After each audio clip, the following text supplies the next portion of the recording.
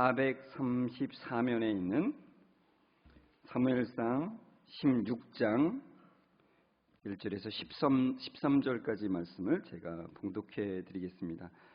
여호와께서 사무엘에게 이르시되 내가 이미 사울을 버려 이스라엘 왕이 되지 못하게 하였거늘 내가 그를 위하여 언제까지 슬퍼하겠느냐. 너는 뿔에 기름을 채워 가지고 가라. 내가 너를 베들레헴 사람 이새에게로 보내리니 이는 내가 그의 아들 중에서 한 왕을 보았느니라 하시는지라. 사무엘이 이르되 내가 어찌 갈 수 있으리이까. 사울이 들으면 나를 죽이리이다 하니 여호와께서 이르시되 너는 암송아지를 끌고 가서 말하기를 내가 여호와께 제사를 드리러 왔다 하고 이새를 제사에 청하라. 내가 내게 행한 일을 가르치리니 내가 내게 알게 하는 자에게 나를 위하여 기름을 부을지니라. 사무엘이 여호와의 말씀대로 행하여 베들레헴에 이르매 성읍 장로들이 떨며 그를 영접하여 이르되 평강을 위하여 오시나이까. 이르되 평강을 위함이니라. 내가 여호와께 제사하러 왔으니 스스로 성결하게 하고 와서 나와 함께 제사하자 하고 이새와 그의 아들들을 성결하게 하고 제사에 청하니라. 그들이 오매 사무엘이 엘리압을 보고 마음에 이르기를 여호와의 기름 부으실 자가 과연 주님 앞에 있도다 하였더니 여호와께서 사무엘에게 이르시되 그의 용모와 키를 보지 말라. 내가 이미 그를 버려노라. 내가 보는 것은 사람과 같지 아니하니 사람은 외모를 보거니와 나 여호와는 중심을 보느니라 하시더라. 이새가 아비나답을 불러 사무엘 앞을 지나가게 하매 사무엘이 이르되 이도 여호와께서 택하지 아니하셨느니라 하니 이새가 산마로 지나게 하매 사무엘이 이르되 이도 여호와께서 택하지 아니하셨느니라 하니라. 이새가 그의 아들 7을 다 사무엘 앞으로 지나가게 하나 사무엘이 이새에게 이르되 여호와께서 이들을 택하지 아니하셨느니라 하고 또 사무엘이 이새에게 이르되 내 아들들이 다 여기 있느냐. 이새가 이르되 아직 막내가 남았는데 그는 양을 지키나이다. 사무엘이 이새에게 이르되 사람을 보내어 그를 데려오라. 그가 여기 오기까지는 우리가 식사 자리에 앉지 아니하겠노라. 이에 사람을 보내어 그를 데려오매 그의 빛이 붉고 눈이 빼어나고 얼굴이 아름답더라. 여호와께서 이르시되 이가 그니 일어나 기름을 부으라 하시는지라. 사무엘이 기름 뿔병을 가져다가 그의 형제 중에서 그에게 부었더니 이날 이후로 다윗이 여호와의 영에게 크게 감동되니라. 사무엘이 떠나서 라마로 가니라. 아멘. 우리 옆 사람과 인사합니다. 말씀에 은혜 되세요. 성도님 말씀에 은혜 되세요. 이렇게 인사합니다. 네. 말씀에 큰 은혜가 되시길 주의 이름으로 축원합니다. 우리 사무엘상 16장 7절은 매우 유명한 말씀이죠. 여호와께서 사무엘에게 이르시되 그의 용모와 키를 보지 말라. 결혼하기 전에 여자분들이 꼭 봐야 되는 말이죠. 그죠? 용모와 키를 보지 말라. 연지야 꼭 기억해야 돼. 키를 보지 말라. 내가 이미 그를 버려놓으라. 내가 보는 것은 사람과 같지 아니하니 사람은 외모를 보거니와 나 여호와는 중심을 보느니라. 이렇게 말씀하십니다. 여러분, 사람은 외모로 사람을 이렇게 이 사람이 어떤 사람이다 이렇게 판단을 하게 돼 있지 않습니까? 그래서 어떤 사람은 그래요. 나는 보면 다 압니다. 그래요. 그래서 제가 속으로 그러죠. 알긴 뭘 알아. 그렇죠. 다 안다고 해도 한계가 있어요. 절대로 다른 사람의 속을 다 알 수 없습니다. 근데 하나님은 아신다는 거죠. 하나님은 그래서 그 중심으로 사람을 보는 거예요. 이 말이 얼마나 위로가 됩니까? 그죠? 중심으로, 외모로 보지 않고, 참 외모로 하면 물론 내세울 것 있는 분들도 이 자리에 있는지 모르겠어요. 근데 내세울 것 없는 우리에게는 참 위로가 되는 말씀이죠. 하나님은 겉모습으로 판단이 흐려지시는 분이 아니라는 거예요. 우리는 겉모습에 속지만 진짜 저도 안 속으려고 굉장히 애를 쓰거든요. 근데 속아요. 근데 하나님은 어떻시다고요? 안 속으신다는 거예요. 여러분, 하나님께서 사무엘에게 이새의 집으로 가서 사울왕을 대신할 사람에게 기름 부으라고 하십니다. 여러분 사울 왕이 시퍼렇게 살아 있고 그리고 사무엘을 경계하고 있는데 왕이 될 사람을 세운다는 건 참 위험한 일이죠. 그래서 사무엘이 하나님 이거 위험한 일입니다 그러죠. 그래서 하나님이 제사 드리는 거로 해서 가라고 이제 말씀해 주십니다. 그래서 사무엘은 제사를 목적으로 해서 왔다고 하면서 그 제사 자리에 이새와 그의 아들들을 이제 제사에 청하게 되는 거예요. 여러분 이 제사 자리에 와 있는 이 이새의 아들들 중에 왕으로 세울 자가 있다고 말씀하셨잖아요. 그러니까 사무엘이 이 이새의 아들들을 보면서 얼마나 유심히 봤을까요? 이놈일까 저놈일까 뭐 이런 생각을 했겠죠. 우선 첫째 아들 엘리압을 보았는데 와 이게 놀란 것 같아요. 사무엘이 그의 용모와 키가 확 들어옵니다. 그래서 사무엘이 마음속으로 이렇게 말을 해요. 이제 마음속으로 말한 겁니다. 여호와의 기름 부으실 자가 과연 주님 앞에 있도다 이렇게 얘기를 해요. 이 사람이 확실하네 뭐 이랬던 거죠. 근데 이 사무엘이 가졌던 이 생각을 보면 이게 사울 왕을 택할 때의 그 기준이라는 거예요. 그 기준으로 엘리압을 지금 보고 있다는 거죠. 그래서 하나님이 말씀해 주는 거예요. 사무엘아, 그의 용모와 키를 보지 마라. 여러분, 우리는 외모로 사람을 판단하는 그 본성이 있잖아요. 우리에게는. 그죠? 제가 예전에 이런 생각이 나요. 어떤 분이 자기 배우자에 대한 기도를 했는데 그 기도대로 하나님이 다 이루어주셨대요. 대단하죠? 좀 놀랍습니다. 근데 그분이 하는 얘기가 이거예요. 그때 기도할 걸 그러더라고요. 그때 정확히 180 이상 이렇게 기도했으면 아마 하나님이 180 이상의 그 남편을 주셨을 거라는 거예요. 제가 그 말을 듣고 어땠을까요? 마음이 씁쓸했습니다. 왜요? 제가 180이 안 되니까가 아니라 그건 아니고 하나님의 시선과는 다른 시선으로 보는 것에 대해서 좀 안타까운 거죠. 여러분, 하나님께서는 용모와 키를 보지 말라고 하시면서 하나님이 엘리압을 버리셨대요. 근데 이걸 읽다 보면은 여러분 그런 생각이 혹시 드시는지 모르겠는데, 아니 엘리압이 뭘 잘못했다고 버리신다는 표현을 쓰시는 걸까? 이런 거죠. 그러니까 여기에 나와 있는 지금 엘리압, 이새의 첫 번째 아들인데, 그러니까 다윗으로 말하면은 첫 번째 맏형이에요. 이 엘리압은 그냥 이새의 첫 아들로 등장하는 게 아니라 사실은 사울 왕을 예표하고 있는 거예요. 지금. 그러니까 어떤 거냐면 겉으로 보기에는, 그러니까 용모와 키로 볼 때는 왕으로 합당한 자처럼 보이지만, 그러나 실제로 그 마음의 중심은 하나님이 기뻐하시는 것과는 거리가 먼 사람을 지금 말하고 있는 거죠. 그러니까 사울 왕이 그랬잖아요. 근데 우리가 이제 사실 사울의 중심을 보면 그의 중심이 어땠는지를 알 수 있는데, 지난주에 우리가 살펴본 말씀 중에 이런 말씀이 있어요. 사무엘상 15장 12절에 보면 사무엘이 사울을 만나려고 아침에 일찍 일어났더니 어떤 사람이 사무엘에게 말하여 이르되 사울이 갈멜에 이르러 자기를 위하여 기념비를 세우고 발길을 돌려 길갈로 내려갔다 하는지라 그래요. 사울이 아말렉과 전쟁하고서 돌아오면서 그곳에 기념비를 세운 거예요. 근데 성경은 아주 일관되게 우리에게 말씀하거든요. 전쟁은 누구에게 속했다고요? 하나님께 속했어요.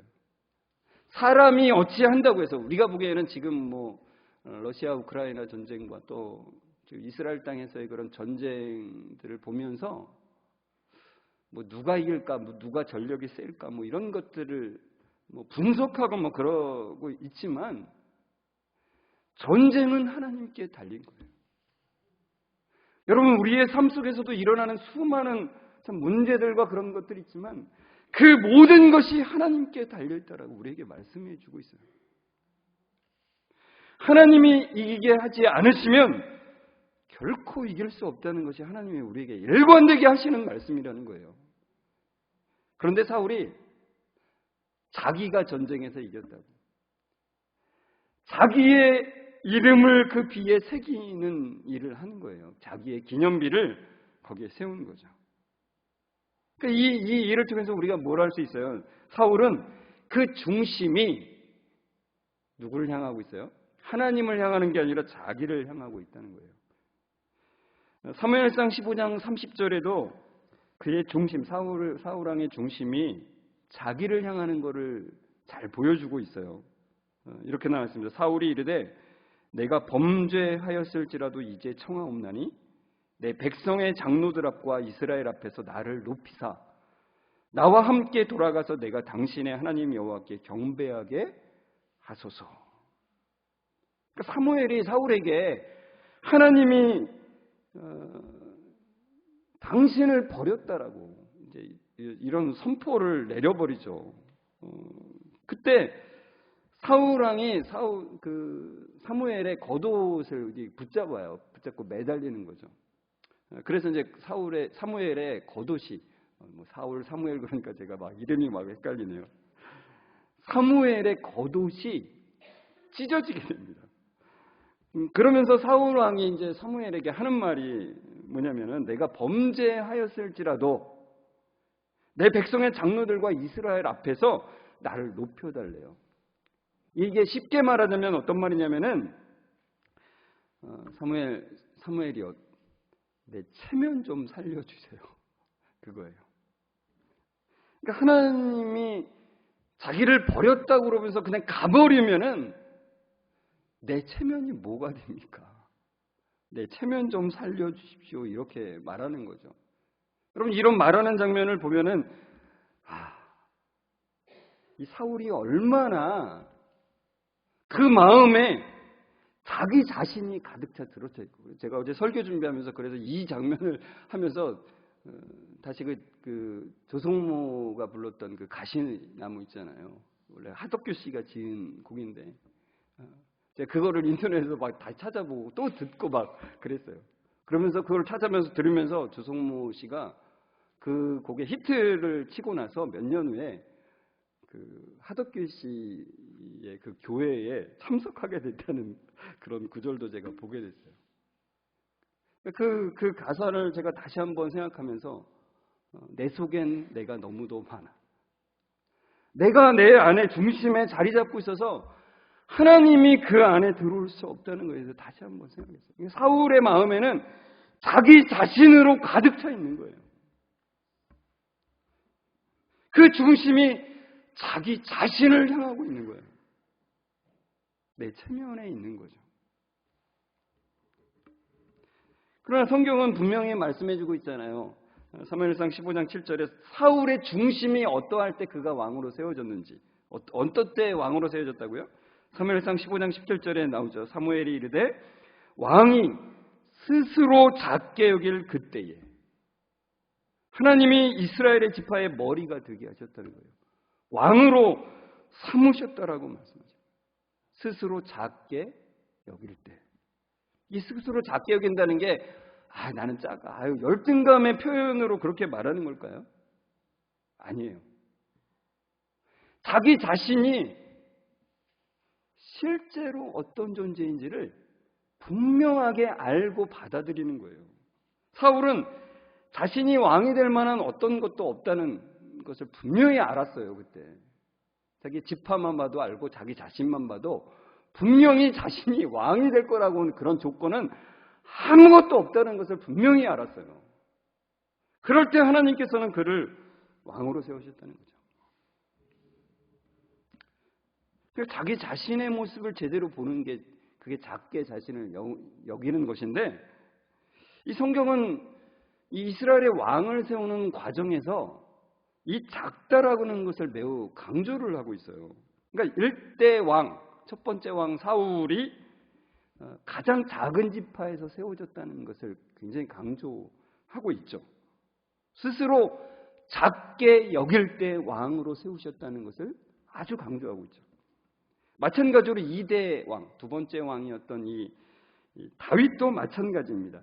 오늘 본문의 사무엘상 16장 1절에 보면 이렇게 되어 있습니다. 여호와께서 사무엘에게 이르시되 내가 이미 사울을 버려 이스라엘의 왕이 되지 못하게 하였거늘 내가 그를 위하여 언제까지 슬퍼하겠느냐. 너는 뿔에 기름을 채워가지고 가라. 내가 너를 베들레헴 사람 이새에게로 보내리니 이는 내가 그의 아들 중에서 한 왕을 보았느니라 하시는지라. 하나님께서 이제 두 번째 왕 이 다윗을 세울 때 사실 여기서 강조하는 부분이 있어요. 이 베들레헴이라고 하는 것을 강조를 하죠. 사실 베들레헴은 작은 마을입니다. 작은 마을. 그러니까 이 작은 마을 베들레헴에 있는 이 다윗을 하나님께서 보셨어요. 이 보았느니라고 하는 말은 히브리어 라이티라고 하는 말인데 보고 계시죠? 라이티를. 어떤 어감이 들었냐면 기쁨으로 보았다는 표현이에요. 기쁨으로. 너무나도 하나님께서 그를 기뻐하는 마음으로, 이 다윗을 보면서 하나님이 기뻐하시면서 그를 보고 그를 왕으로 세우셨다는 거예요. 기쁨으로 보신 그 이새의 아들은 작은 자라고 말씀하시는데 사무엘상 16장 11절에 보면 그 작은 자라는 표현이 사실 나와요. 이렇게 되어 있습니다. 또 사무엘이 이새에게 이르되 내 아들들이 다 여기 있느냐. 이새가 이르되 아직 막내가 남았는데 그는 양을 지키나이다. 사무엘이 이새에게 이르되 사람을 보내어 그를 데려오라. 그가 여기 오기까지는 우리가 식사 자리에 앉지 아니하겠노라. 다윗의 아버지 이새는 다윗을 그 중요한 자리에 오게 하는 어떤 조치를 내리지 않았죠. 그래서 얼핏 생각해 보면 그런 생각도 들어요. 혹시 이새는 다윗이 사무엘한테 얘기를 듣고서야 기억나지 않았나. 이제까지는 다윗은 까맣게 잊고 있다가 사무엘이 이 아들들이 다냐. 그렇게 물어봐 그 질문을 들었을 때야 다윗이 생각난 것은 아닌가라는 생각도 들어요. 여러분 보통 막내라고 하면 우리들 생각에는 참 가장 예뻐하고 뭐 어려운 일 안 시키는 뭐 그런 존재 아니겠습니까? 근데 이새에게는 이 막내는 그리 중요하지 않은 아들이었던 것 같아요. 특히 다윗은.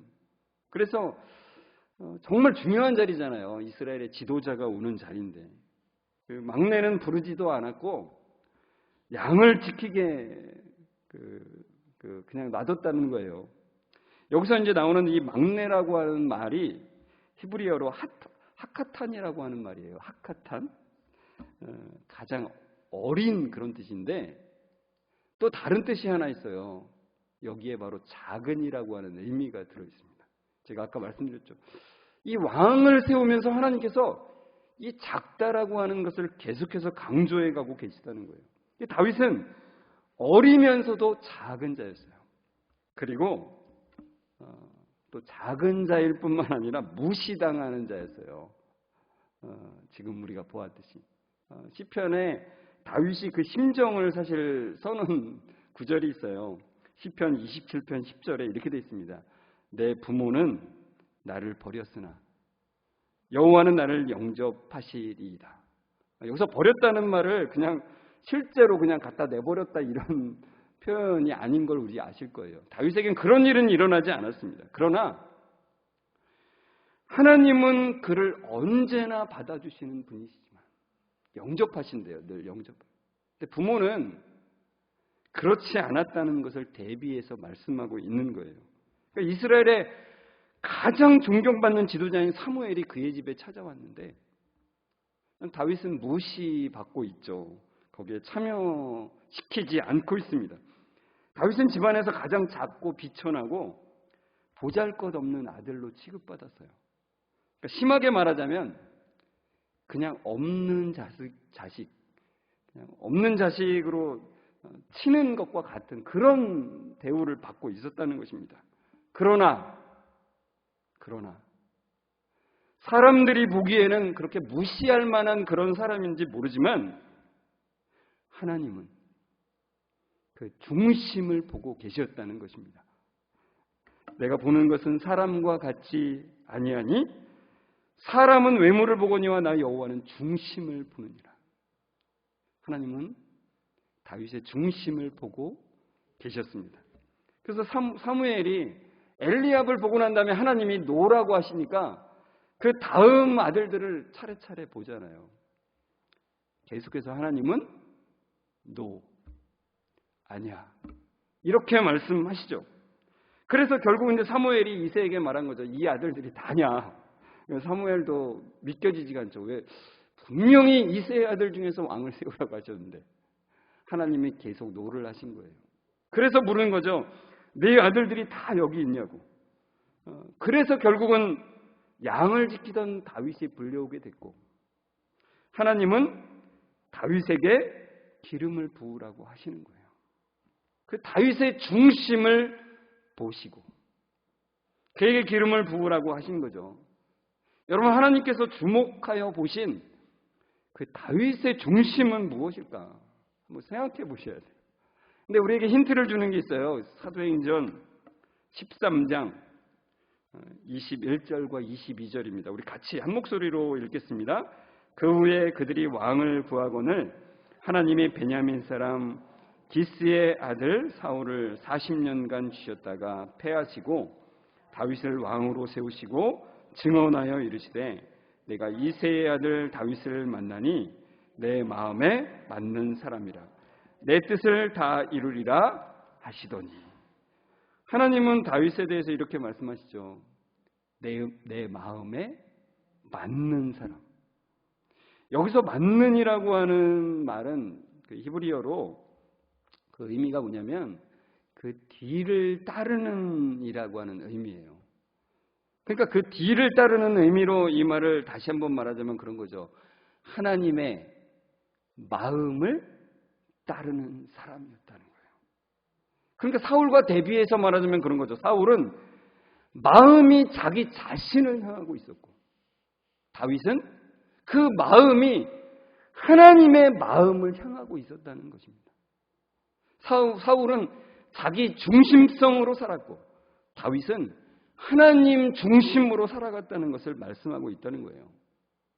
그럼 우리가 이 말씀을 보고서는 야, 그래, 우리도 다윗처럼 하나님 중심대로 살자. 화이팅. 이렇게 해야 될까요? 여러분, 지난 시간에 제가 말씀드렸듯이 우리는 죄의 본성을 가지고 있기 때문에 말씀대로 살아도 내가 주인공인 것이 늘 언제나 튀어나오는. 그래서 순종하는 내가 중요하게 되는 것을 우리가 경험하게 되는 거예요. 근데 그것도 속을 수 있다는 거죠. 순종하는 내가 중요하게 되어 있는지도 모른 채 살아갈 수가 있어요.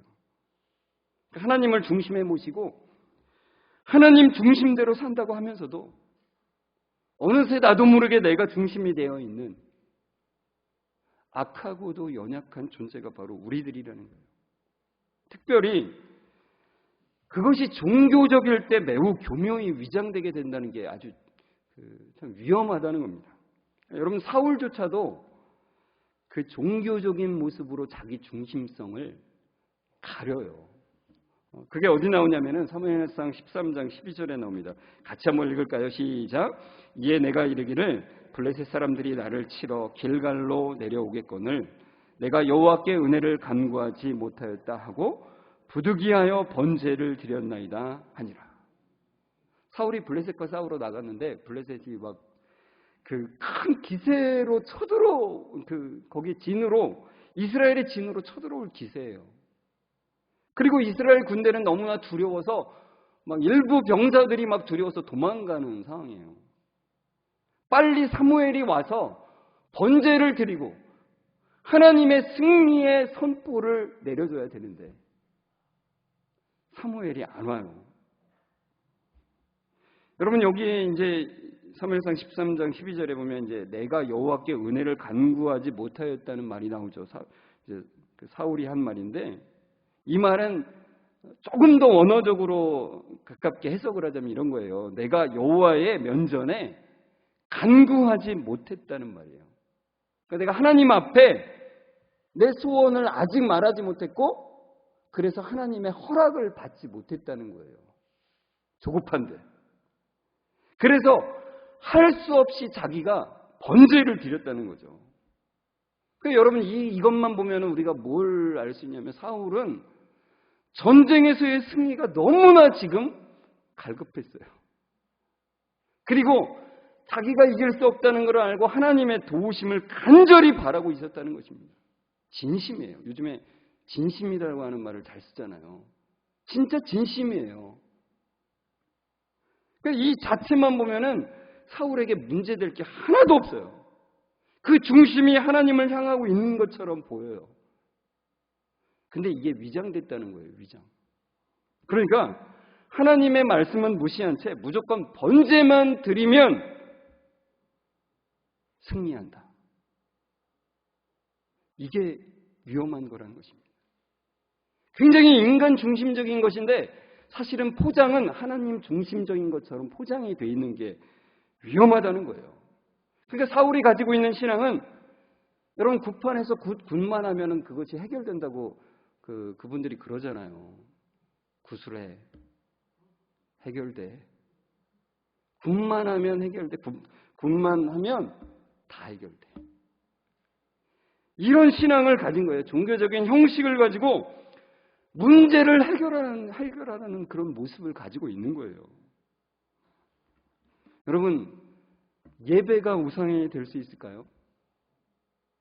우리가 지금 드리고 있는 이 예배, 여러분이 지금 앉아있는 이 예배 자리가 우상이 될 수 있을까요? 제가 먼저 적어놨죠. 우상이 될 수 있습니다. 예배만 드리면 된다고 생각하는 생각을 가지면 그것은 우상이에요. 여러분, 기도가 우상이 될 수 있을까요? 물론이죠. 내가 이렇게 작정해서 기도하기만 하면 된다고 생각하면 그건 우상이에요. 섬김이 우상이 될 수 있을까요? 물론이죠. 내가 섬기기만 하면 된다고 생각하는 그 생각이 우상이에요. 우상 숭배예요. 여러분, 헌금이 우상이 될 수 있을까요? 물론입니다.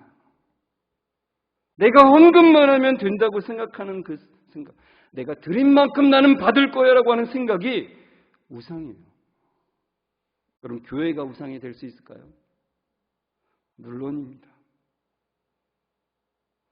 내가 교회에 속해 있기만 하면 된다라고 하는 생각이 우상 숭배예요. 여러분, 하나님 중심으로 사는 것 같은데, 그 모양은 다 하나님을 향하고 있는 것 같은데, 자기 중심성을 이 하나님 중심으로 교묘히 위장하고 살 수가 있습니다. 이렇게만 하면 하나님이 주셔, 이 생각으로 살아가고 있으면 그것은 결코 하나님 중심적인 신앙이 아니고 나 중심적인 신앙이고, 그것이 매여 사는 것이라고 제가 말씀드렸죠. 여러분, 근데 그게 너무나 교묘해요.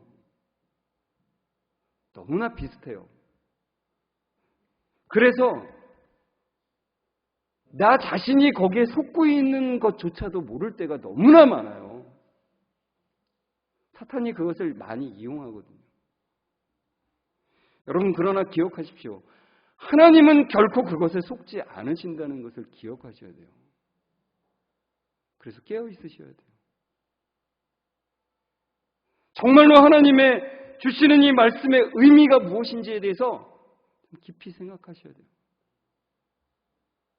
성령의 도우심을 구하셔야 돼요. 여러분, 하나님이 속지 않으시는 이유가 뭐라고요? 중심을 보시기 때문이라고 말씀하시죠. 절대로 겉으로, 실제로는 나 중심적인 것을 하나님 중심적인 것처럼 하는 것에 하나님은 결코 속지 않으세요. 여러분, 우리는 세상의 원리에 자꾸 속아 넘어가요. 그래서 우리의 마음이 나 자신을 향하게 되고 세상의 좋은 것들을 향하게 되죠. 좀 더 큰 것을 향하게 되고 좀 더 좋은 것을 향하는 것이 우리의 본성이죠. 여러분, 우리는 종교적인 우상에 자꾸 속아 넘어갑니다. 그래서 나 중심적인 것을 하나님 중심적인 것으로 포장하는데 도가 텄어요. 너무나 잘해요. 그것을 또한 착각을 해요. 그래서 우리는 성령님의 도우심이 절대적으로 필요한 존재들이에요. 성령의 도우심이 없으면 우리는 우리의 소견에 옳은 대로 신앙생활을 할 수밖에 없는 존재라는 거죠. 여러분, 이렇게 기도하셨으면 좋겠어요. 성령님, 내 마음을 감동시켜 주셔서 내 소견에 옳은 대로 신앙생활하지 않게 하여 주시고 하나님이 진정으로 기뻐하시는 신앙생활하게 도와주십시오. 중심을 보시는 하나님을 따라서 겉사람에 집중하는 그런 삶이 아니라 속사람에 집중하는 삶을 살아가는 주님이 기뻐하시는 삶을 살게 도와주옵소서. 이 기도가 여러분의 삶에서 끊이지 않기를 주의 이름으로 축원합니다. 우리 같이 이 시간 말씀을 생각하면서 우리 찬송했으면 좋겠습니다. 하나님의 은혜로 3절, 310장 3절인데요. 이렇게 되어 있습니다. 왜 내게 성령 주셔서 내 마음 감동해 주 예수 믿게 하는지 난 알 수 없도다. 내가 믿고 또 의지함은 내 모든 형편 아시는 주님 늘 보호해 주실 것을 나는 확실히 아네. 성령님을 우리에게 주셔서 깨닫게 하시는 주님의 은혜가 있습니다. 오늘도 이것을 놓치지 않고 한 주간도 이것을 놓치지 않고 성령 하나님 제 마음을 깨닫게 하여 주옵소서. 주님을 향하게 하여 주옵소서. 내 마음이 하나님의 마음을 따라갈 수 있도록 주님 도와주옵소서. 이 마음으로 우리 같이 함께 찬송하겠습니다. 왜 내게 성령 주셔서 왜 내게 성령 주셔서 내 마음 감동해 주 예수 믿게 하는 주 예수 믿게 하는지 난 알 수 없도다. 내가 믿고 또 의지함은 내가 믿고 또 의지함은 내 모든 형편 아시는 주님 늘 보호해 주실 것을 나는 확실히 아네. 왜 내게 성령 주셔서 왜 내게 성령 주셔서 내 마음 감동해 주 예수 믿게 하는지 주 예수 믿게 하는지 난 알 수 없도 내가 믿고 또 의지함은 내가 믿고 또 의지함은